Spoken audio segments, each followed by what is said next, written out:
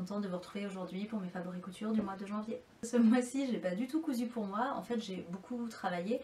J'ai cousu pour vos commandes de vêtements. J'ai dû faire la relecture de mon livre de couture qui, ça y est parti à l'impression et paraîtra le 13 mars. Et ce mois-ci aussi, j'ai dû me familiariser avec des logiciels pour numériser tous mes patrons de couture. J'ai eu peu de temps pour coudre pour moi. Mais j'ai quand même quelques favoris à vous partager. Moi aussi je voulais absolument vous parler de mon gros coup de cœur pour ce tissu japonais que je porte aujourd'hui. C'est le tissu de la marque, c'est un tissu de la marque Koka Fabric. Le modèle c'est Ekino avec des gros cercles, des petits triangles à paillettes et des renards qui se baladent comme ça de temps en temps sur le tissu. C'est un tissu que j'ai eu sur le site de la mercerie Rascol et j'en ai fait une robe que je vous ai montrée sur mon blog, sur Instagram et tout. Mais je voulais vous en parler encore aujourd'hui parce que c'est vraiment un gros coup de cœur. C'est une robe que je porte énormément et je l'aime vraiment beaucoup. En fait au départ j'ai complètement craqué sur ce tissu que je trouvais hyper original, mais quand je l'ai eu entre les mains je me suis demandé si j'allais oser le porter et en fait malgré son originalité je trouve que ça va carrément bien avec ma façon de m'habiller et du coup je suis complètement fan et je me sens hyper à l'aise cette robe et avec ce style qui me correspond vraiment. C'est un tissu qui est assez cher donc j'avais pris juste 1 mètre.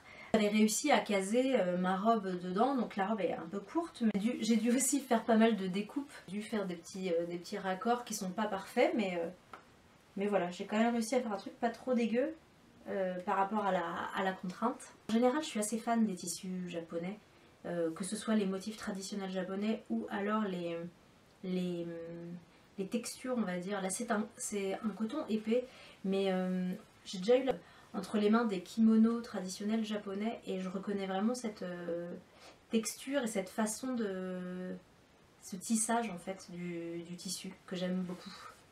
Mon second coup de cœur du mois, je sais où je l'ai mis. Mon second coup de cœur du mois, c'est un livre de couture que je trouve vraiment superbe. C'est le livre Tout le monde peut coudre de Louise du blog Les Lubies de Louise.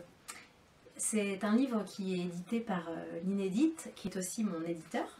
J'ai eu la chance de pouvoir piocher dans leur collection et donc j'ai choisi quelques livres et celui-là ça faisait un moment que j'avais envie de le feuilleter. J'aime beaucoup la façon dont est fait ce livre où on a des infos sur la machine à coudre, infos sur le matériel, les tissus. Ensuite on a 15 leçons pour aborder plus spécifiquement une technique. Donc on a la leçon théorique et ensuite on applique la leçon en créant quelque chose. Donc vraiment c'est un livre que je conseille, c'est un livre que je trouve simple parce qu'il est très clair. En même temps, il est hyper efficace parce qu'il est très complet. Donc c'est voilà, c'est tout un condensé de choses à savoir quand on débute en couture. Je mets le lien en dessous aussi pour que vous puissiez accéder à ce livre. J'ai envie de vous parler encore de tissus. J'adore tester différents sites de vente en ligne. J'ai testé récemment le site chinois AliExpress. Je rigole parce que ça fait 15 fois que je refais cette phrase. J'ai testé récemment le site chinois. Avant, les frais de port sont gratuits, ensuite on met à peu près 2 à 3 semaines pour recevoir les articles. C'est la première fois que je commandais du tissu sur ce site et j'ai été vraiment agréablement surprise de tomber sur la marque Bulco qui fait des motifs vraiment sympas. Alors c'est surtout pour les enfants, mais moi j'ai trouvé ce motif goutte que je trouve vraiment hyper beau et je me voyais bien porter quelque chose avec ça. Au départ je l'ai acheté pour me faire une tunique et finalement en le recevant je me suis mise devant mon miroir et je l'ai moulé en fait sur mon corps pour voir un petit peu comment tombait le tissu, comment rendaient les motifs et à force de bidouiller comme ça je trouvais que ça rendait vraiment bien en robe, donc avec un col bénitier comme je vous montrais sur une photo que j'ai prise qui donc là en fait sur la photo la robe n'est même pas cousue mais je l'ai juste posée sur moi avec une veste et je trouve que tout de suite on se rend compte de ce que ça peut donner.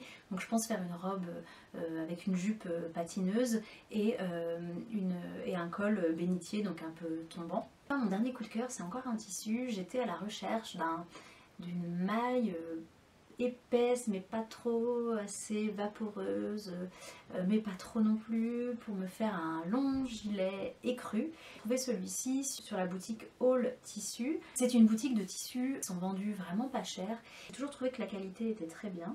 J'ai vraiment envie de me faire un long gilet. J'ai d'une maille comme si c'était le tricot d'un pull très fin. Et aussi avec ce genre de tissu, c'est que quand on coupe dedans, forcément ça défait la maille.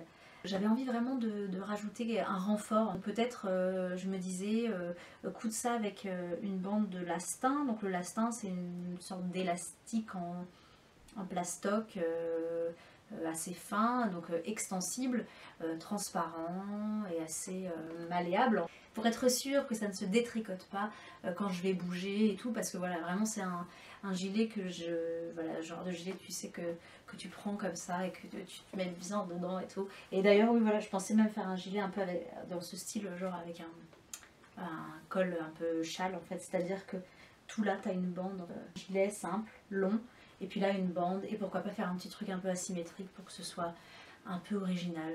C'est tout pour mes favoris, il n'y en a pas beaucoup, mais comme ça fait une petite vidéo rapide, puisque j'avais commencé en décembre à vous faire plein de vidéos, et puis en fait avec les vacances de Noël, j'ai vraiment perdu le rythme, mais il faut vraiment que je m'impose de faire des vidéos, peut-être au moins une par semaine, parce que voilà, sinon si je reste pas sur ma lancée, je trouve que c'est assez difficile de se remettre dans le bain. Après, je suis hyper contente de vous parler, mais c'est vrai que d'être face à une caméra comme ça, toute seule dans mon atelier, c'est un peu étrange. J'ai eu l'impression que le fait de faire des vidéos, ça nous rapprochait vraiment par rapport à vos messages ou vos commentaires que j'ai reçus.